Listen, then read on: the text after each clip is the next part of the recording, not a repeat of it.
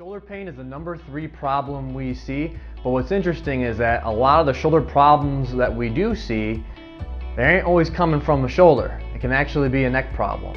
Now this isn't crazy because the nerves that leave the neck, they feed or they function the shoulder. So if you have a neck problem, it can be altering the signal that goes to the muscles of the shoulder for them to function properly. So it's really important that you understand where your pain is coming from, because you could be spending time on your shoulder when that isn't the source and it's actually coming from the neck. So without further ado, let's go through our top 3 tips to combat shoulder pain. Tip number 1, because this is a shoulder video, we'll start with the shoulder. So very commonly, shoulders have problems with forward reaching, reaching up overhead, or any sort of flexion, meaning flexing forward. So we tend to find is that reaching back function can be limited. So what we can do is we can restore that function by using a simple device like a dowel stick or a hockey stick, whatever you can find. So what you'll do is you'll take the affected shoulder, and it's going to be near the end of the stick. Let's start with just grabbing it like this. Then what we'll do is use the other arm to then drive that shoulder backward as far as you can go. Put it on a nice gentle stretch and then come back. If you can go further, push it a little further, see what you get. Now make sure to work within your pain tolerance. If it's a little painful, stretchy, that's normal. But if you're doing this and it's super painful when you push there, back off a little bit. Don't go as high. And if you feel as if you can start going further and further, that's a good sign. Now if you do say a set of 20 of these, recheck your arm function. Reach forward, reach back, do whatever was a problem before, see if it's any different. If it starts feeling better, do more. If it feels significantly worse, make sure to stop and don't do anymore. Now, you may find by doing this, you may get some improvement, but you know what? It plateaus and it's not making any more improvement. What you can try and do is change the position of your hand. One you could do is put the palm down into the bottom of the stick, and now instead of holding it like this, you're just resting it on top. So when you push that stick back, your palm is down, and it changes the rotation of the shoulder, the way you're moving it. So sometimes just this little critique can make all the difference. The other modification is taking the palm and turning it up. Now this is hard to do with a stick, so what I recommend is you take your hand and you put it on a shelf or a dresser or something of sort. So what you'll do is turn the palm up, rest the hand on the shelf or dresser, and you'll turn your body away from it. Now make sure that our shoulders are square, we're not cockeyed or tilted, and our shoulder's going to be on some stretch. Separate the feet about shoulder width apart in a split stance, so for some stability so you're not falling over. What we'll do is a little mini squat here to put it on more stretch. It's the same idea with the stick, but now since the palm is up, it changes the mechanics of the shoulder, which then could be the unlocking mechanism to make this actually feel better if you plateaued with the stick. Tip 2. For this one, we're going to reference the chin tuck or double chin move that we did in the neck pain episode, and we're going to take it one step further.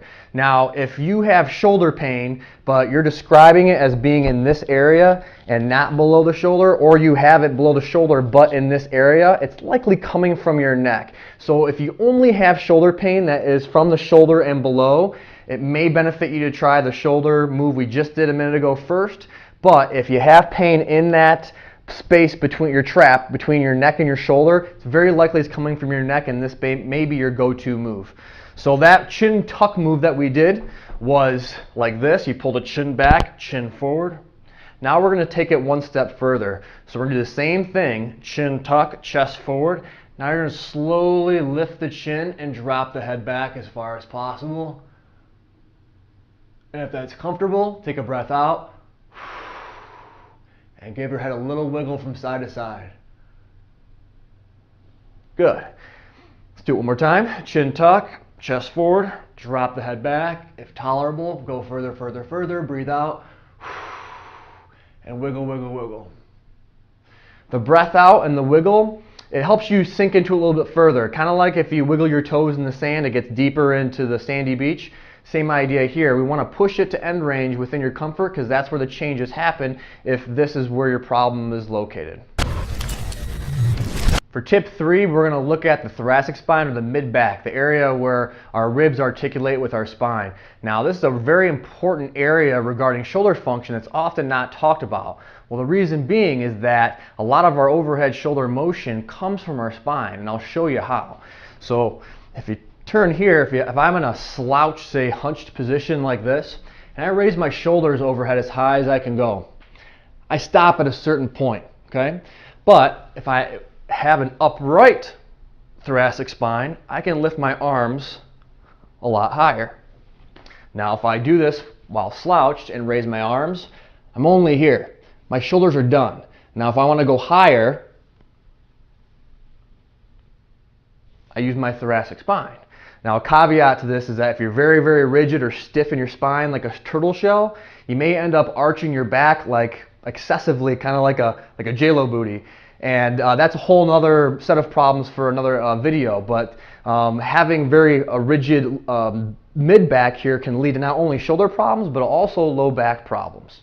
One way we like to mobilize the mid-back to improve shoulder function is by using a foam roller. Now, you don't need a fancy one like this. Any of them work. If you're not sure what one of these are, go ahead and Google them and get yourself one so you can perform this move. So what we're going to do is we're going to lay our back on the foam roller. Good. And we'll keep the butt down, knees bent, and feet on the floor to help with some stability, okay? So you want to make sure now this foam roller is not down by your belt line. It's a little too low. You want to move up a little bit. And what you'll notice as you do that, you're going to find that it gets a little more rigid or doesn't move as well. Let's find that spot. And what I want you to do is then interlock the fingers, put them behind the neck for some support. And I want you to sort of fold or melt your spine over the foam roller, kind of like a fulcrum. Okay. Now what you're going to want to do is just drop like this, but the problem is all we're doing is arching our low back. So I want you to think about doing is that instead of arching and flaring the rib cage like you can see here, I want you to think about keeping that rib cage down. So when you keep the ribs down by using your abs, you'll then extend with the right part of your spine. And you shouldn't be able to go as far, and you should feel a lot of stiffness. From here you can breathe out, good, and bring it back. And then what you can do is slide down your butt down a little bit so the foam roller goes up your spine a little bit, and do the same thing. Good. You might get a few snap, crackles, or pops. It's totally normal. Let's go up a little bit higher. Slide the butt down. Again. Good. One more. Just to finish it off, let's work our way back down. So scoot the butt up. Good. Again. And one more time. There you have it, your 3 tips for shoulder or neck pain. Now, if you're struggling with this and you're not sure where your pain is coming from, or you just need some clarity, make sure you find a trusted health professional to help you find a solution to your problem. Thank you.